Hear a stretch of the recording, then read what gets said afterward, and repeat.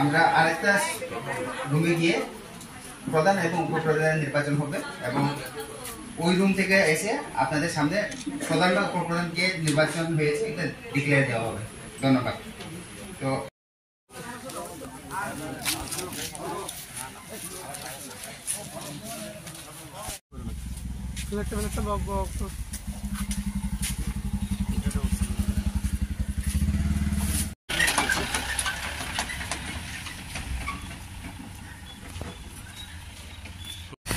চরিলাম কেন্দ্রে আমরা আড়ালিয়া গ্রাম পঞ্চায়েতে একটা ভোট টেকিং দিন ছিল আড়ালিয়া গ্রাম পঞ্চায়েতে, কিন্তু আমরা আজকে এখানে আয়া দেখলাম যে আমরা টিপ্রামথা 4 জন যে মেম্বার তাদের জন্য বসার কোনো অ্যারেঞ্জমেন্ট নেই এবং যারা লিডার্সরা ভোট টেকিংয়ে যারা আছেন তাদের লেগে কোনো অ্যারেঞ্জমেন্ট নেই।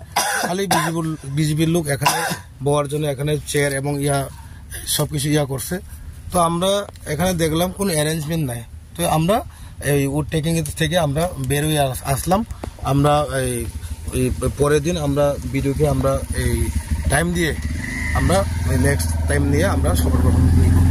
কিন্তু আমি একটা বলতে চাই যে এখানে যে এই বিডিও সাহেব যে অ্যারেঞ্জমেন্টটা যেভাবে অ্যারেঞ্জমেন্টটা করছে, কিন্তু এরভাবে অ্যারেঞ্জমেন্ট আমি কোনো দিনও আমার জীবনে শপথ গ্রহণ আমি দেখলাম না।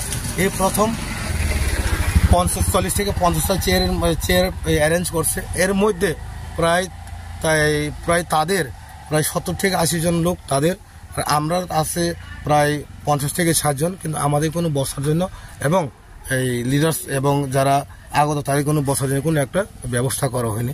তাই আমরা ভোট টেকিং আজকে নিব না। আমরা এই 1-2 দিনের পরে বিডিওর সঙ্গে কথা বলে আমরা ডেট নিব। তো এটা কিন্তু একটা জিনিস আমি বলতে চাই, এটা কিন্তু বিডিও সাহেবের ব্যর্থতা, টোটালি ব্যর্থতা।